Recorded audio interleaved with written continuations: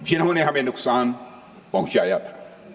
हालांकि पाकिस्तान ने इस रेशनल को समझने से इनकार कर दिया और अगले कुछ दिनों तक सिविलियन और सैन्य ठिकानों पर गोलीबारी करके बड़े पैमाने पर सीज फायर वायलेशन करके स्थिति को एस्केलेट करने की उसने कोशिश की।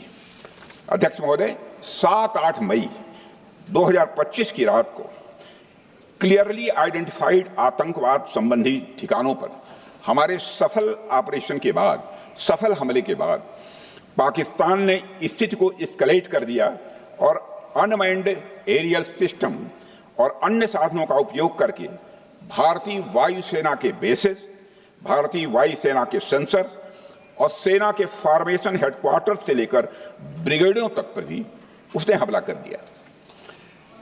हालांकि हमारी इंटीग्रेटेड एयर डिफेंस ग्रिड और काउंटर यूएस ग्रिड ने इन हमलों को सफलतापूर्वक विफल कर दिया। अध्यक्ष महोदय, यस 400 यमारसैन आकाश मिसाइल सिस्टम और एयर डिफेंस गन्स बहुत प्रभावी साबित हुई हैं। अध्यक्ष महोदय, इस एस्केलेशन पर हमारा जवाबी हमला स्विफ्ट,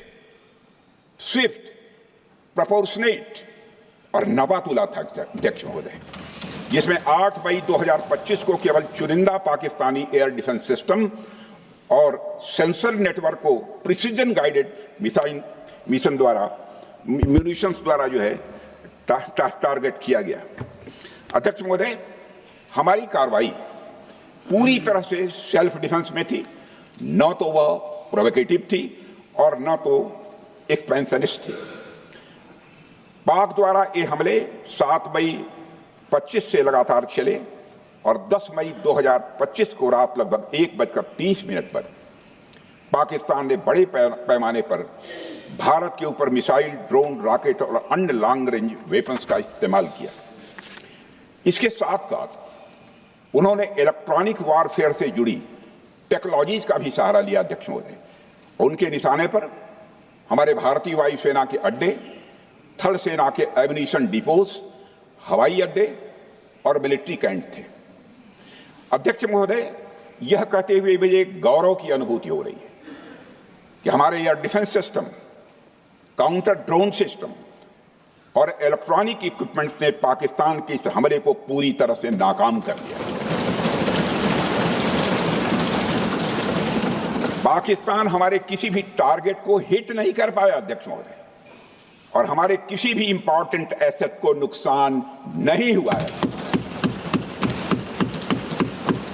हमारी सुरक्षा व्यवस्था अध्यक्ष महोदय चाक चौबंद थी और हर हमले को हम लोग रोका गया। मैं इसके लिए भारतीय सेना के बहादुर सैनिकों की जमकर सराहना करता हूं, जिन्होंने दुश्मन के हर मंसूबे पर पानी फेर दिया। और अपने प्रतिपक्ष के मित्रों से भी कहना चाहता हूं, एक बार फिर से भारत के सेना के जवानों का कम से कम मेज थपथपाकर उनका अभिनंदन करते हैं। बहुत बहुत धन्यवाद। बहुत बहुत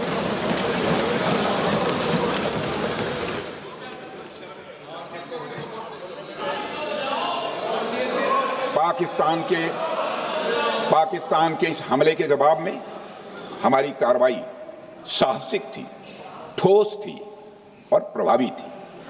भारतीय वायुसेना ने वेस्टर्न फ्रंट पर पाकिस्तान के हवाई अड्डों, command and control systems, military infrastructures और एयर डिफेंस सिस्टम को निशाना बनाया और इस मिशन को हमारी सेनाओं ने सफलतापूर्वक अंजाम देने में कामयाबी हासिल की।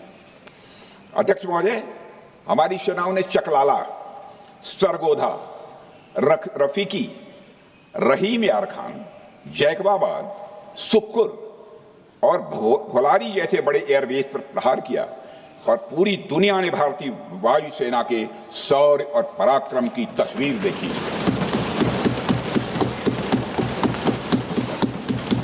अध्यक्ष महोदय, ऑपरेशन सिंदूर ट्राई सर्विसेज कोऑर्डिनेशन का एक बेमिसाल उदाहरण था। जब भारतीय वायुसेना ने आसमान से हमले किए, हमारी थल सेना ने जमीन पर मोर्चा संभाल लिया। हमारे जवान नियंत्रण रेखा पर पूरी ताकत से डटे रहे और पाकिस्तान की हर हरकत का करारा जवाब दिया।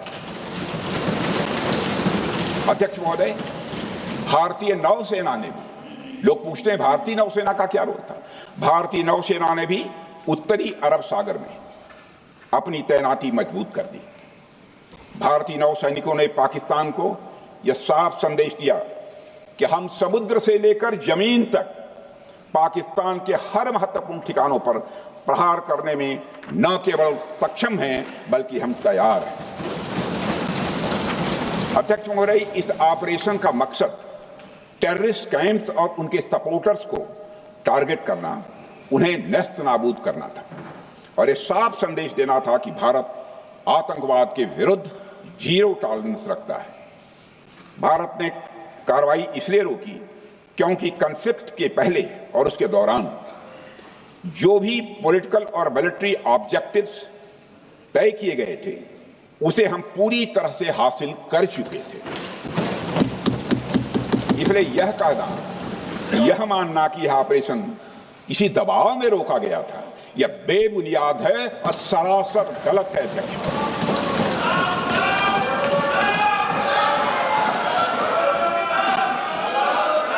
मैं सदन को फिर से आश्वस्त करना चाहता हूं, आपने राजनैतिक जीवन में अध्यक्ष महोदय, मैं आपके माध्यम से सदन को आश्वस्त करना चाहता हूं, अपने राजनीतिक जीवन में जानबूझकर कभी भी असत्य न बोलूं, इसकी भरपूर कोशिश की है मैंने, चाहे सदन हो अथवा सदन के बाहर। अध्यक्ष महोदय, मैं आपके माध्यम से सदन को यह भी अवगत कराना चाहता हूं,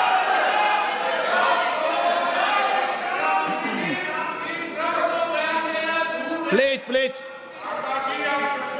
बैठिए। आप क्यों खड़े? अध्यक्ष महोदय, मैं आपके माध्यम से सदन को यह भी अवगत कराना चाहूंगा कि सीमा पार करना या वहां की टेरिटरी कैप्चर करना इस ऑपरेशन का उद्देश्य नहीं था। ऑपरेशन सिंदूर प्रारंभ करने का मकसद था अध्यक्ष महोदय उन टेरर नर्सरीज को खत्म कर देना जिन्हें पाकिस्तान ने बरसों से पाला पोसा था, और यह ऑपरेशन उन मासूम परिवारों को न्याय दिलाने के लिए लॉन्च किया गया था जिन्होंने पाक स्पॉन्सर्ड टेररिस्ट अटैक्स में अपने प्रियजनों को खोया था। हमारी सेनाओं ने सिर्फ उनको टारगेट किया जो इन आतंकियों को सपोर्ट करते हुए भारत पर हमला करने की कोशिश में लगातार शामिल थे। अध्यक्ष महोदय, ऑपरेशन सिंदूर का ओवरऑल पॉलिटिको मिलिट्री ऑब्जेक्टिव यह था कि आतंकवाद के रूप में प्रॉक्सी वार लड़ रहे पाकिस्तान को सजा दी जाए, और इसी वजह से आर्म फोर्सेस को पूरी आजादी दी गई थी कि वे अपने टारगेट खुद चुने और करारा जवाब दें। और इस ऑपरेशन का उद्देश्य कोई भी युद्ध छेड़ना नहीं था, बल्कि फोर्स के डिमॉन्स्ट्रेटिव यूज से एडवर्सरी को झुकने के लिए मजबूर करना था।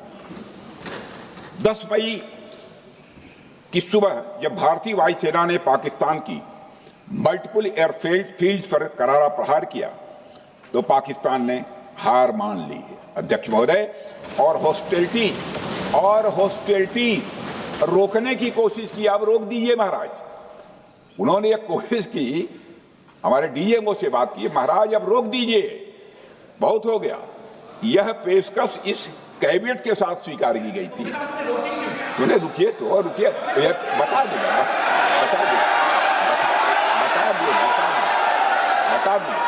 अब बैठ तो आपको मौका मिलेगा।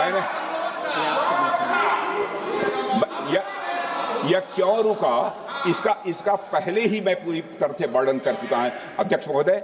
मैं नेता प्रतिपक्ष को बहुत सम्मान के साथ कहना चाहता हूं कि कृपया एक बार मेरा पूरा भाषण पूछ लें। आपको प्रश्न पूछने की पूरी आजादी है, आप पूछ सकते हैं, मैं उसका उत्तर दूंगा। अध्यक्ष महोदय, 10 मई की सुबह जब भारतीय वायुसेना ने पाकिस्तान की मल्टीपल एयरफील्ड्स पर करारा प्रहार किया तो पाकिस्तान ने हार मान ली और हॉस्टिलिटी रोकने की उन्होंने पेशकश की। यह पेशकश इस कैबिनेट के साथ स्वीकार की गई हम लोगों के द्वारा कि यह ऑपरेशन केवल पाज किया गया है, स्थगित किया गया है। यह ऑपरेशन समाप्त नहीं हुआ है अध्यक्ष महोदय। अगर पाकिस्तान की ओर से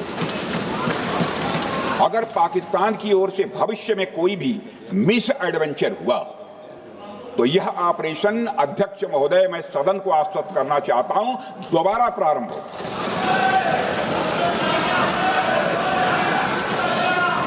अध्यक्ष महोदय, भारतीय वायुसेना के जबरदस्त हमलों, नियंत्रण रेखा पर थल सेना की मजबूत जवाबी कार्रवाई और नौसेना के हमलों के डर ने पाकिस्तान को झुकने के लिए मजबूर कर दिया। अध्यक्ष महोदय, और पाकिस्तान की हार उनकी एक सामान्य विफलता नहीं थी, बल्कि यह उसके सैन्य बल और मनोबल या दोनों की एक हार थी। 10 मई को पाकिस्तान के डीजीएमओ ने भारत के डीजीएमओ से संपर्क किया और सैन्य कार्रवाइयों को रोकने की अपील की। मैं सदन में यह बात फिर से दोहराना चाहूंगा कि पाकिस्तान के डीजीएमओ ने भारत के डीजीएमओ से संपर्क किया और सैन्य कार्रवाइयों को रोकने की अपील की। 12 मई को दोनों देशों के डीजीएमओ के बीच औपचारिक संवाद हुआ और दोनों पक्षों ने सैन्य कार्रवाइयों पर विराम लगाने का निर्णय लिया।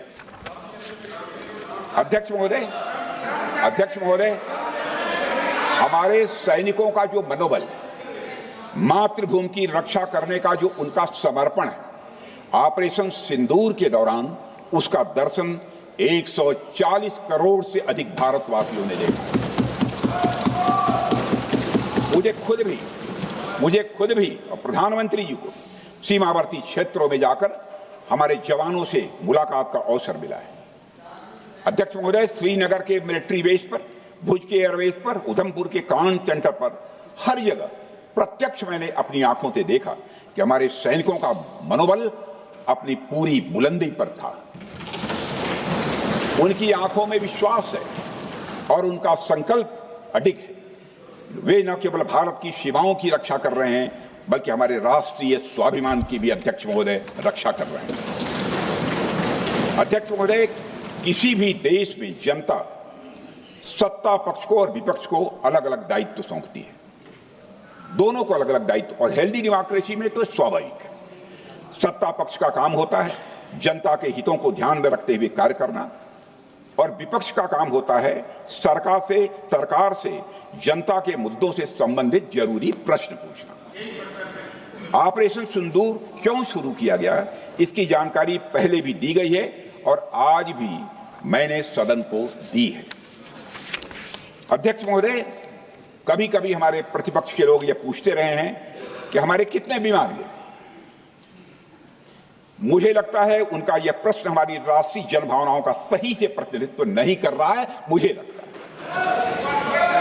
उन्होंने एक बार भी हमसे यह नहीं पूछा कि हमारी सेनाओं ने दुश्मन के कितने विमान मार गिराए।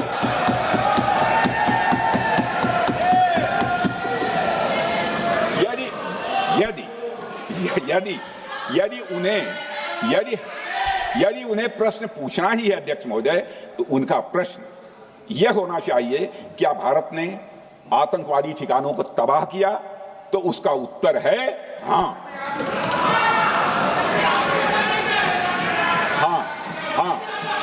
मैं विपक्ष के सम्मानित साथियों से कहना चाहता हूं कि आपको प्रश्न पूछना है तो यह प्रश्न पूछिए, क्या ऑपरेशन सिंदूर सफल रहा? तो उसका उत्तर है हाँ।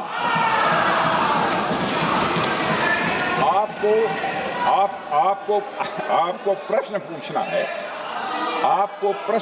है तो यह प्रश्न पूछिए कि जिन आतंकियों ने हमारी बहनों, हमारी बेटियों का सिंदूर मिटाया, क्या हमारी सेनाओं ने ऑपरेशन सिंदूर में उन आतंकियों के आकाओं को मिटाया? तो इसका उत्तर है हाँ। और आपको प्रश्न पूछना है तो यह पूछिए कि इस ऑपरेशन में क्या हमारे जाबाज सैनिकों को कोई क्षति हुई है? तो उसका उत्तर है नहीं। अध्यक्ष महोदय, लक्ष्य जब बड़े हो तो अपेक्षाकृत छोटे मुद्दों पर हमारा ध्यान नहीं जाना चाहिए। लक्ष्य बड़े हों तो छोटे मुद्दों पर, अपेक्षाकृत जो छोटे मुद्दे होते हैं कंपैरेटिवली, उन पर ध्यान नहीं जाना चाहिए, क्योंकि छोटे मुद्दों पर ही ध्यान देते रहने से देश की सुरक्षा और सैनिकों के सम्मान और उत्साह जैसे बड़े मुद्दों से ध्यान हट सकता है, जैसा कि विपक्ष के हमारे कुछ साथियों के साथ हो रहा है। अब चूंकि विपक्ष के मित्र ऑपरेशन सिंदूर को लेकर उचित प्रश्न नहीं पूछ पा रहे हैं, तो उन्हें मैं क्या बताऊं अध्यक्ष महोदय। मैं लगभग 4 डिकेड से अधिक समय से राजनीति में, सत्ता पक्ष हो या विपक्ष हो, अपनी पार्टी हो या दूसरी पार्टी हो, कभी भी किसी के साथ दलगत राजनीति को मैंने शत्रुतापूर्ण तरीके से जिंदगी में नहीं देखा है मैंने अध्यक्ष महोदय। इसलिए आज अगर विपक्ष प्रश्न पूछने में असफल है, मैं विपक्ष को उनके इस काम में थोड़ी सी मदद करना चाहता हूं। अध्यक्ष महोदय, मैं विपक्ष के अपने सम्मानित साथियों से ये कहना चाहता हूं कि यदि आज हम लोग सत्ता पक्ष में हैं, तो ऐसा नहीं है कि हम हमेशा सत्ता पक्ष में ही रहेंगे। यह आवश्यक नहीं है, किसी के लिए आवश्यक नहीं। एक लंबा समय हमने विपक्ष का काम किया है, एक लंबा समय हमने सरकारों से सवाल पूछने में लगाया है। जनता ने जब हमें विपक्ष में रहने का दायित्व सौंपा था, तो हमने विपक्ष में रहकर विपक्ष की भूमिका को बड़े ही सकारात्मक तरीके से निभाया भी। अध्यक्ष महोदय, विपक्ष में रहकर हमने कैसे प्रश्न पूछे, इसके कुछ उदाहरण मैं यहां रखना चाहता हूं।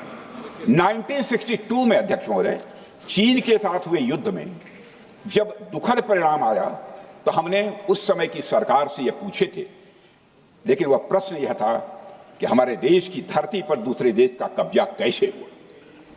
हमने यह प्रश्न पूछा था कि हमारी सेना और हमारी जनता अपमानित क्यों हुई।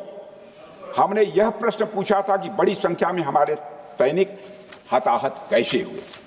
हमने यह प्रश्न नहीं पूछा कि हमारे टैंक, हमारी मशीनें, हमारी बंदूकें क्यों ध्वस्त हो गई। यह प्रश्न हम लोगों ने नहीं पूछा। मशीनों और तोपों की चिंता न करके अध्यक्ष महोदय, हमने देश की टेरिटरी की चिंता की, हमने देश के सैनिकों की। इसी तरह 71 के युद्ध में, 71 के युद्ध में, जब हमने पाकिस्तान को सबक सिखाया, मैं उस समय की सरकार को मैं बधाई देना चाहता हूं। हमने अपने राजनीतिक और सैन्य नेतृत्व की प्रशंसा की। हमने ये नहीं देखा कि किस दल की सरकार है, किस विचारधारा की सरकार है, इसकी चिंता नहीं की कभी। हमारे नेता अटल बिहारी वाजपेयी ने संसद में खड़े होकर उस समय के नेतृत्व की प्रशंसा की थी। हमने इस बात की खुशी जाहिर कि हमने अपने शत्रु को सबक सिखाया।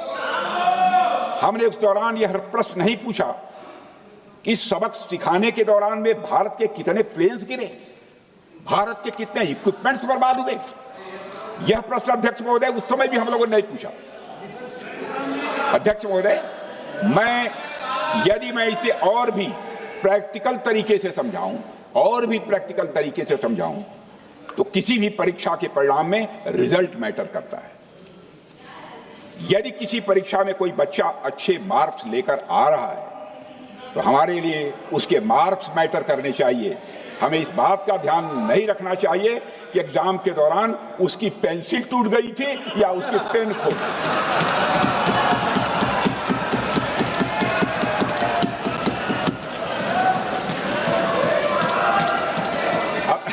अध्यक्ष महोदय, अल्टीमेटली रिजल्ट मैटर करता है, और रिजल्ट यह है अध्यक्ष महोदय, अल्टीमेटली रिजल्ट मैटर करता है। और रिजल्ट यह है अध्यक्ष महोदय कि ऑपरेशन सिंदूर के दौरान हमारी सेनाओं ने जो लक्ष्य निर्धारित किया था, उन लक्ष्यों को पूर्ण रूप से प्राप्त करने में हमने कामयाबी हासिल की। अध्यक्ष महोदय, भारत हमेशा से पाकिस्तान सहित अपने पड़ोसी देशों से मित्रता और सौहार्द सहयोगपूर्ण संबंध का सदैव इच्छुक रहा है। इसके लिए भारत की सभी सरकारों ने ईमानदारी से प्रयास भी किए हैं। वह चाहे आदरणीय लाल बहादुर शास्त्री जी हों, या अटल बिहारी वाजपेयी जी हों, या हमारे स्वर्गीय मनमोहन सिंह जी हों, या प्रधानमंत्री श्री नरेंद्र मोदी जी, सभी ने हमेशा चाहा है कि इस इलाके में शांति और समृद्धि बनी रहे। सभी ने यह चाहा। अध्यक्ष महोदय, यह बात हमारी सिविलाइजेशनल वैल्यूज के साथ मेल खाती है, इसलिए ऐसा हुआ।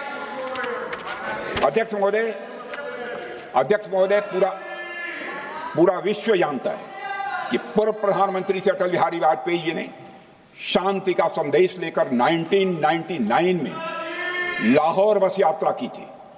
वह सिर्फ एक यात्रा नहीं थी, वह यात्रा भारत की संस्कृति और शांति की प्रतीक थी। यह हमारे भारत की प्रकृति थी।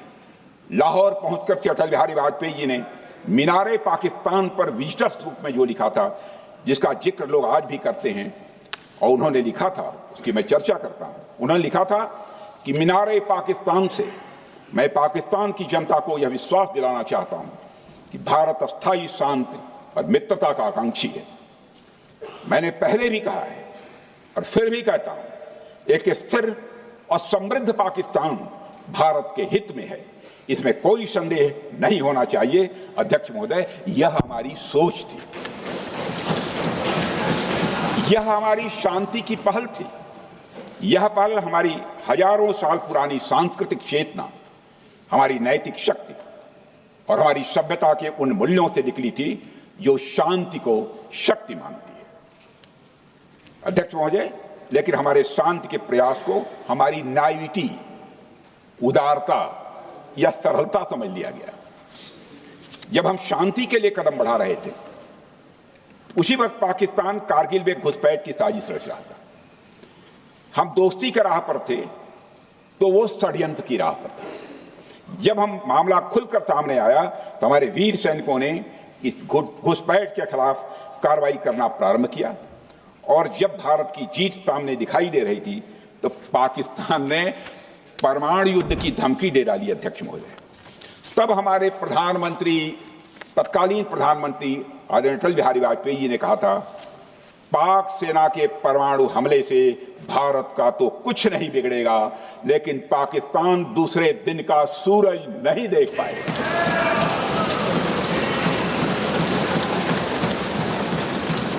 यानी अटल जी जो शांति का पैगाम लेकर गए, वही अटल जी शक्ति का भी परिचय देने में तनिक भी नहीं हिचके। यही है भारत। अध्यक्ष महोदय, यह सामर्थ्य का उद्घोष था। यह एक स्पष्ट संदेश था कि भारत शांति चाहता है, लेकिन अगर कोई हमारी संप्रभुता को चुनौती देगा तो उसका जवाब भी उतनी ही दृढ़ता से दिया जाएगा। अध्यक्ष महोदय, 2015 में जब हमारे प्रधानमंत्री मोदी जी ने लाहौर जाकर नवाज शरीफ से मुलाकात की तो भारत ने फिर से दोस्ती का हाथ बढ़ाया। अध्यक्ष महोदय, हम वाकई में शांति की राह पर चलना चाहते थे, क्योंकि हमारी मूल प्रकृति बुद्ध की है, युद्ध की नहीं है। हमारी सरकार ने भी पाकिस्तान के साथ शांति स्थापित करने के अनेक प्रयत्न किए हैं, लेकिन बाद में हमने 2016 में सर्जिकल स्ट्राइक से, 2019 में बालाकोट में एयर स्ट्राइक से और 2025 के ऑपरेशन सिंदूर से हमने शांति स्थापित करने का दूसरा रास्ता अपनाया है। अध्यक्ष महोदय, अब हमारे प्रधानमंत्री श्री नरेंद्र मोदी जी और हमारी सरकार का स्टैंड बिल्कुल क्लियर है कि टेररिज्म और टॉक्स ये दोनों साथ नहीं चल सकते, क्योंकि सभ्य मुल्कों के बीच बातचीत होती है। अध्यक्ष महोदय, लोकतांत्रिक देशों में बातचीत होती है, पर एक ऐसा देश जिसके वजूद में लोकतंत्र का एक कतरा भी न हो और सिर्फ रिलीजियस फैनेटिसिज्म, टेररिज्म और हेट्रेड अगेंस्ट इंडिया हो, उसके साथ संवाद किसी भी सूरत में नहीं किया जा सकता, क्योंकि टेररिज्म की भाषा जो अध्यक्ष महोदय होती है वह खून, डर और नफरत है, संवाद नहीं। गोलियों की आवाज में संवाद की आवाज दब जाती है। जहां खून बहता है वहां बातचीत की गुंजाइश अध्यक्ष महोदय नहीं बचती। अध्यक्ष महोदय, पाकिस्तान की वर्तमान स्थिति अब जग जाहिर है। जिस देश ने आतंक को अपनी विदेश नीति का औजार बना लिया, वह अंततः अपने ही जाल में फंस जाता है। पाकिस्तान की नीति और चरित्र को लेकर कोई भ्रम नहीं रहना चाहिए। यह एक ऐसा देश है जो वैश्विक आतंकवाद की नर्सरी है, और उन्होंने इसको अपनी स्टेट पॉलिसी का भी एक आधार बनाया हुआ है। अध्यक्ष महोदय, ऑपरेशन सिंदूर के दौरान पूरी दुनिया ने देखा है कि पाकिस्तान में सरकार आतंकवादियों के लिए स्टेट फ्यूनरल का इंतजाम कर रही है और सैन्य अधिकारी भी आतंकवादियों के जनाजे में भाग लेते हैं। यह वही देश है जो सीमा पर सैनिकों से लड़ने का साहस नहीं जुटा पाता, इसलिए निर्दोष नागरिकों, बच्चों और तीर्थ यात्रियों को आतंकवाद का निशाना बनाता है। पाकिस्तान की सेना और आईएसआई आतंकवाद को एक प्रॉक्सी वार के रूप में अध्यक्ष महोदय इस्तेमाल करती हैं और उसके सहारे वे भारत को डिस्टेबलाइज करने का सपना देखती हैं। अध्यक्ष महोदय, मैं लोकतंत्र के मंदिर में खड़े होकर यह बात कह रहा हूं कि भारत को 1000 कट्स देने का सपना पालने वालों को नींद से जग जाना चाहिए। यह मोदी जी के नेतृत्व वाला नया भारत है जो आतंकवाद के खिलाफ किसी हद तक जा सकता है।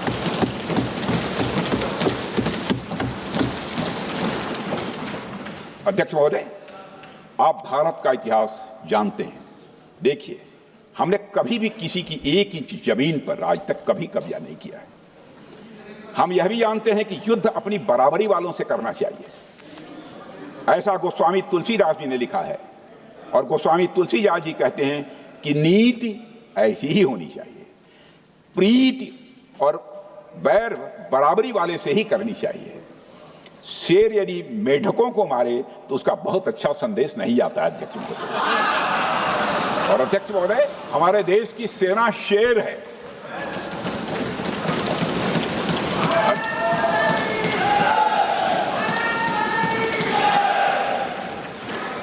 अध्यक्ष महोदय, पाकिस्तान जैसा देश जो साइज, सामर्थ्य, शक्ति और समृद्धि में हमारे आसपास भी नहीं है, उस मुल्क से कैसा मुकाबला?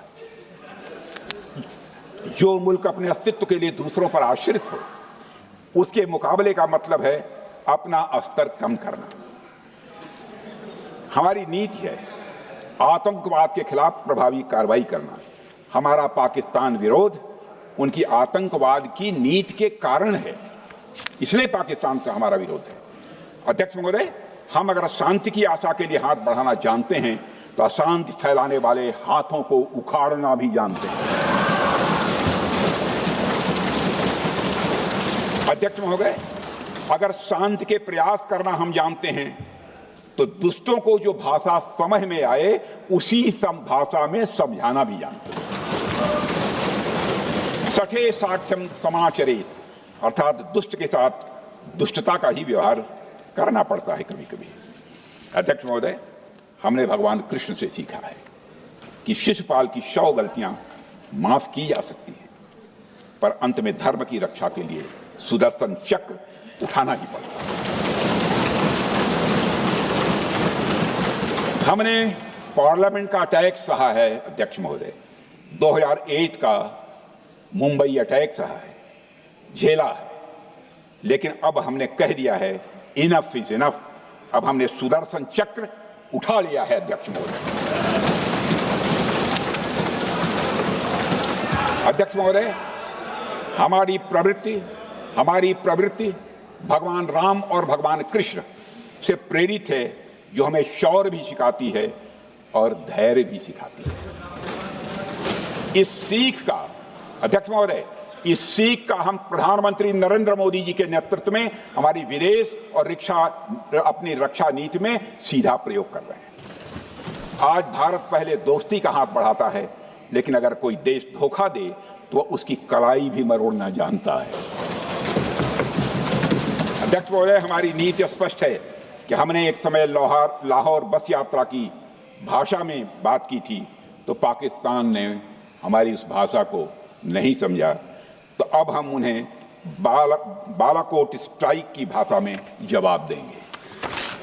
अध्यक्ष महोदय, भारत के लिए शांति हमारी प्रायोरिटी है, हमारी प्राथमिकता है और हमारी शक्ति उसका आधार है।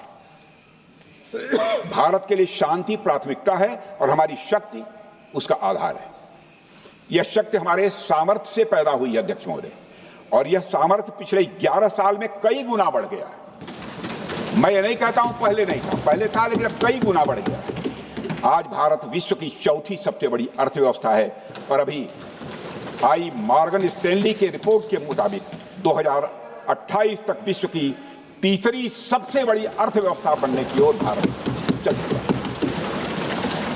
अध्यक्ष महोदय, आर्थिक उन्नति के साथ साथ भारत के रक्षा क्षेत्र में 2014 से उल्लेखनीय परिवर्तन, रिमार्केबल चेंज आया है। आज का भारत डिफेंस सेक्टर में आत्मनिर्भरता, सेल्फ रिलायंस और स्वदेशी उत्पादन की दिशा में तेजी से आगे बढ़ रहा है। अध्यक्ष महोदय, आज हम हर दृष्टि से समर्थ भी हैं और सक्षम भी हैं। अध्यक्ष महोदय, मैं सदन को यह भी जानकारी देना चाहता हूं, उसके बाद जब प्रश्न पूछा गया हमारे सारे चीफ से, सीडीएस से, डिफेंस सेक्रेटरी से, क्या ऑपरेशन के लिए तैयार हैं, क्षण भर की देर नहीं लगाई, सबने बोला यस सर। अध्यक्ष महोदय, ऑपरेशन सिंदूर हमारे सामर्थ्य का ही प्रतीक था, जिसमें हमने दिखा दिया कि अगर कोई हमारे नागरिकों को मारेगा तो भारत चुप नहीं बैठेगा। भारत की आत्मरक्षा के लिए हमारा राजनीतिक तंत्र और नेतृत्व बिना किसी दबाव के काम करेगा। हमारी मिसाइल फिजिकल सीमाएं लांघेंगी अध्यक्ष महोदय, और हमारे वीर सैनिक दुश्मन की कमर तोड़ेंगे। अध्यक्ष महोदय, हम आतंकवाद को उसके हर रूप और स्वरूप में पूरी तरह समाप्त करने के लिए पूरी तरह से प्रतिबद्ध हैं। और इस संदर्भ में हमें एक महत्वपूर्ण बात समझनी होगी, Pakistan sponsored terrorism is not random madness, there is a method in this madness. यह एक सुनियोजित रणनीति है, यह एक फंडामेंटल रेज है। अध्यक्ष महोदय, प्रसिद्ध लेखक वीएस नायपाल ने सही कहा था, पाकिस्तान में होना एक ऐसी अल्टरनेट और कंट्रास्टिंग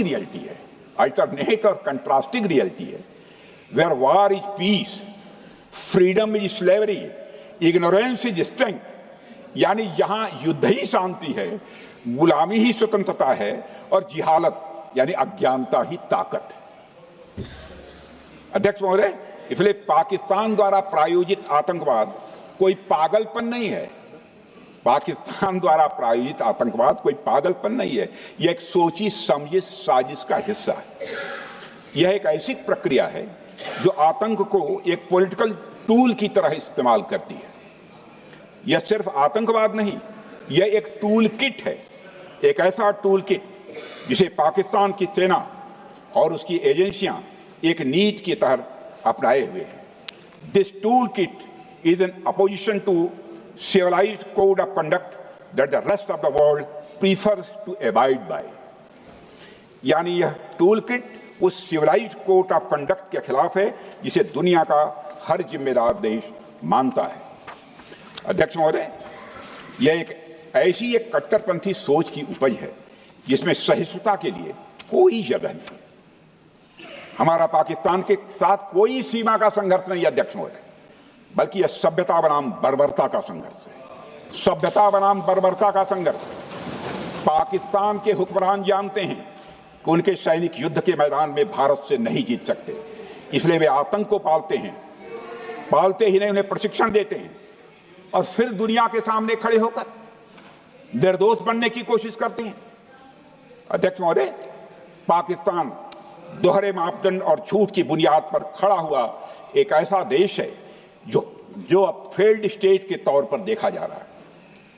भारत ने ऑपरेशन सिंदूर के जरिए पूरी दुनिया को दिखा दिया है कि हम इस आतंकवाद के गंदे खेल को जड़ से समाप्त करने का संकल्प ले चुके हैं।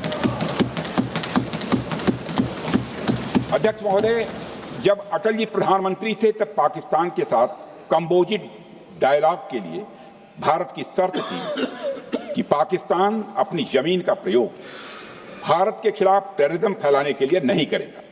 एक कंपोजिट डायलॉग के लिए भारत की शर्त थी, जिसे पाकिस्तान ने भी मान लिया था उसमें।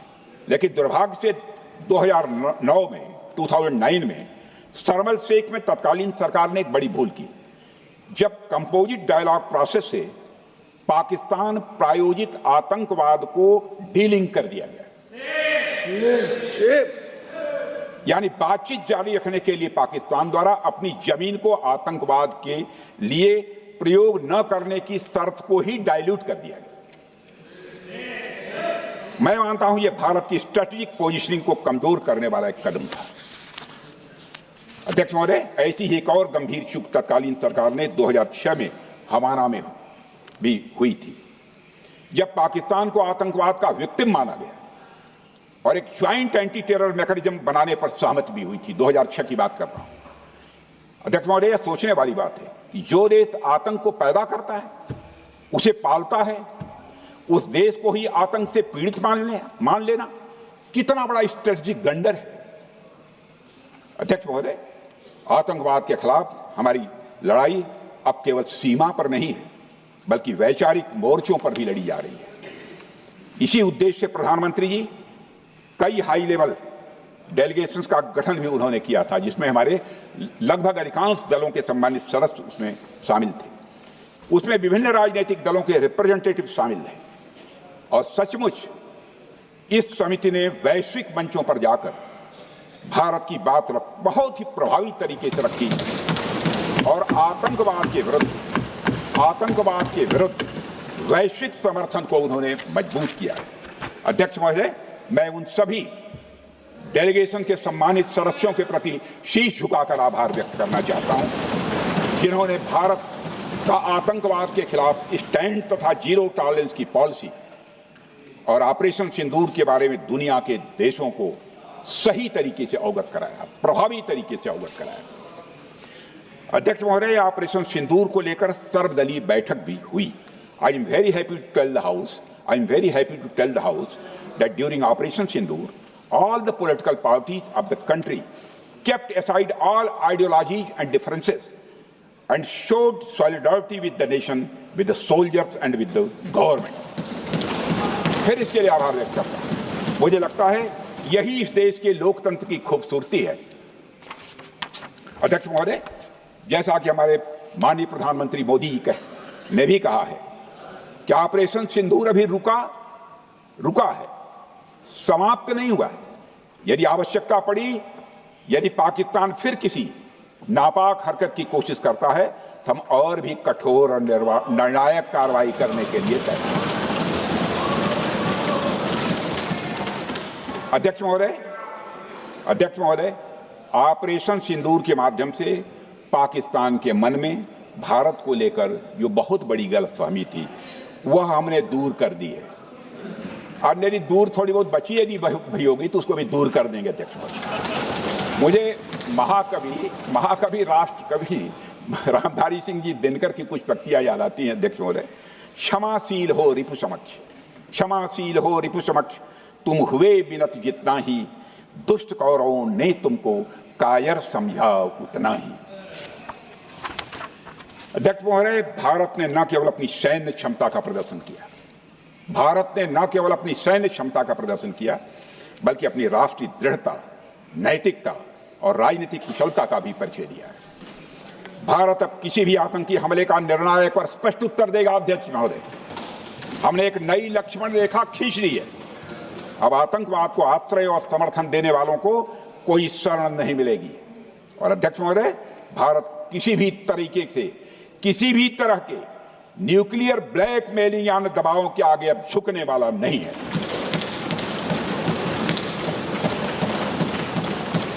अध्यक्ष महोदय, ऑपरेशन सिंदूर के माध्यम से जो हमने किया और उससे पहले सर्जिकल स्ट्राइक और एयर स्ट्राइक के जरिए जो संदेश दिया गया, वह बहुत पहले ही हो जाना चाहिए, लेकिन जो होता है समय पर ही होता है। अध्यक्ष महोदय, हमारी सरकार ने आतंकवाद के खिलाफ हमारी जीरो टॉलरेंस की नीति को दुनिया के हर मंच पर पूरी तरह से स्पष्ट कर दिया है और हम उस पर कोई समझौता किसी भी सूरत में नहीं करने वाले हैं।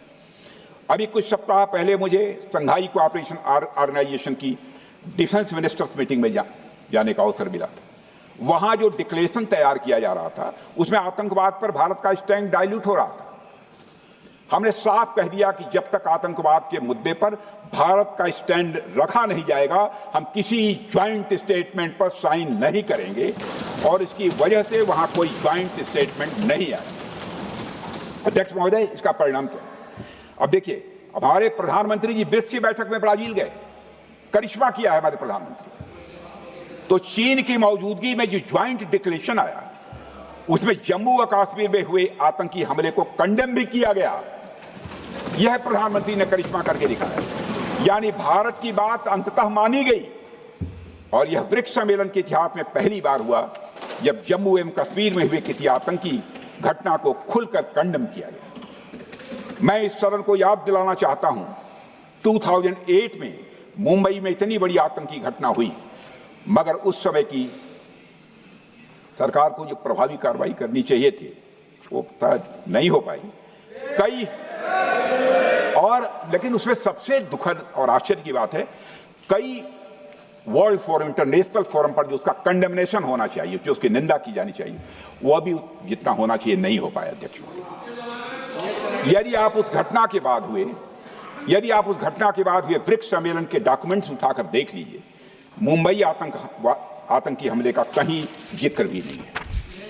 और अध्यक्ष महोदय, जब केंद्र में प्रधानमंत्री मोदी जी के नेतृत्व में सरकार बनी, तब जाकर कहीं के हालात कुछ बदलने शुरू हुए। और साल 2017 में हुए ब्रिक्स सम्मेलन में पहली बार 2017 में हुए ब्रिक्स सम्मेलन में पहली बार आतंकवाद से लश्कर और जैश जैसे आतंकवादी संगठनों को जोड़ा गया। यह भी अपने में करिश्माई काम था। यह परिस्थिति इसलिए बनी क्योंकि इसके ठीक एक साल पहले उरी की घटना के भारत की सेनाओं ने सीमा पर जाकर सर्जिकल स्ट्राइक की थी। हमने दुनिया को बताया कि आतंकवाद के खिलाफ हम सरहद के इस पार भी मारेंगे और जरूरत पड़ी तो आतंकियों के घर में घुसकर भी मारेंगे। यह बदलाव प्रधानमंत्री मोदी जी के नेतृत्व में आया। अध्यक्ष महोदय, यह वही नीति है जो पहले की सरकारों को भी अपनानी चाहिए थी। उन सरकारों को जिनके शासनकाल में भारत ने सबसे भीषण आतंकी हमलों का सामना किया, जिनमें 2008 का मुंबई हमला आज भी हर हिंदुस्तानी के जेहन में बैठा हुआ है, जिंदा है, एक न भूलने वाली त्रासदी के रूप में जिंदा है। अध्यक्ष महोदय, मैं श्री प्रणब मुखर्जी जी ने अपनी किताब द कोलिशन ईयर्स में लिखा है, मेरे पास है भी, कोलिशन ईयर्स में लिखा है कि जब मुंबई अटैक हुआ था, प्रणोदा ने लिखा है, जब मुंबई अटैक हुआ था, India had evidence that the terrorist came from Karachi port. Pakistan के नॉन स्टेट एक्टर्स के बहाने पूरी दुनिया में को पूरी दुनिया में कोई मान नहीं रहा था। उन्होंने लिखा है प्रणोदा ने, and I quote, amid heated debates within the cabinet, there was a demand for military intervention which I rejected. यह उन्होंने लिखा, मैंने नहीं लिखा, अनकोट। अध्यक्ष महोदय, भारतीय विदेश सेवा के एक वरिष्ठ अधिकारी ने भी अपनी किताब में इस बात की पुष्टि की है, जिनका नाम है अजय बिसारिया, और वो शायद फॉरेन सेक्रेटरी थे, कि मुंबई हमले के तुरंत बाद एक उच्च स्तरीय बैठक हुई थी जिसमें तत्कालीन विदेश मंत्री प्रणोदा ने पूछा व्हाट शुड बी डन। तो विदेश सचिव शिवशंकर मेनन जी ने सुझाव दिया कि भारत मोरदके में लश्कर ए तोयबा के मुख्यालय पर क्रूज मिसाइल से हमला कर सकता है। यह सुनकर प्रणोदा ने चश्मा उतारकर साफ किया और सभी अधिकारियों को धन्यवाद देकर बैठक समाप्त कर दी। अध्यक्ष महोदय, उस समय की सरकार ने जो सही समझा वो किया, पर मैं मानता हूं कि अगर तब की सरकार ने भी 2016 सर्जिकल स्ट्राइक, 2019 एयर स्ट्राइक जैसे निर्णायक और कठोर कदम उठाए होते तो पाकिस्तान की स्ट्रेटजिक कैलकुलस बदल सकती थी। एक पावरफुल और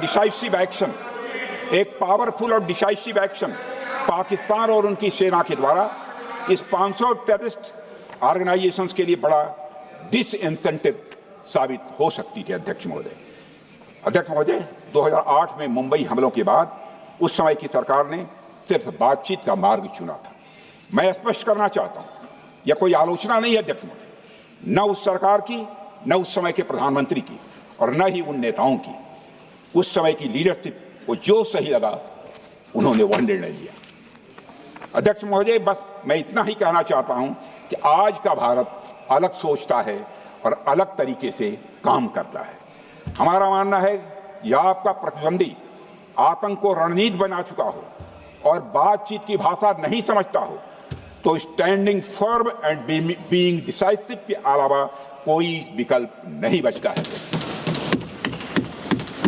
अध्यक्ष महोदय, आज हमारे प्रधानमंत्री मोदी जी के नेतृत्व में भारत वह देश नहीं रहा जो पहले था। Two-day doziers have been replaced by decisive action. Two-day doziers have been replaced by decisive action. आज भारत सहता नहीं है, भारत जवाब देता है। अध्यक्ष महोदय, आज भारत आतंक की जड़ तक जाता है और उसे उखाड़ फेंकने का सामर्थ्य रखता है। अध्यक्ष महोदय, मैं इस सदन को और देश की जनता को यह विश्वास दिलाना चाहता हूं कि हमारी सरकार, हमारी सेनाएं और हमारी लोकतांत्रिक संस्थाएं सब मिलकर, हम और ये सारे लोग सभी मिलकर देश की एकता, अखंडता और सुरक्षा के लिए जो भी कदम उठाना आवश्यक होगा वह कदम उठाएंगे और उसके प्रति हम पूरी तरह से कमिटेड हैं। अध्यक्ष महोदय, अंत में मैं केवल इतना ही कहना चाहता हूं, यह समय एकजुट होकर अपनी सुरक्षा, संप्रभुता और आत्मसम्मान की रक्षा के संकल्प को और अधिक मजबूत करने का है। हमें यह याद रखना होगा कि हमारी सामाजिक और राजनीतिक एकता ही यह हमारी सबसे बड़ी ताकत है। अध्यक्ष महोदय, आतंकवाद को समर्थन देने वालों को यह स्पष्ट संदेश चला गया है कि भारत अपनी मातृभूमि की रक्षा के लिए पूरी तरह से संकल्पबद्ध है। आइए हम सभी दलगत भाव से ऊपर उठकर संघवरध्वम के मंत्र से प्रेरणा लेकर एक साथ खड़े हो जाएं और हम इस राष्ट्रीय संकल्प को मजबूत करें। यही हम सबका राष्ट्रीय दायित्व है। और इन्हीं शब्दों के साथ अध्यक्ष महोदय, आपने मुझे विचार रखने का अवसर दिया, आपके प्रति आभार व्यक्त करते हुए और अपने सभी सम्मानित सदस्यों के प्रति धन्यवाद व्यक्त करते हुए अपना निवेदन समाप्त करता हूँ। सबने शांतिपूर्वक बात। श्री गौरव गोगोई।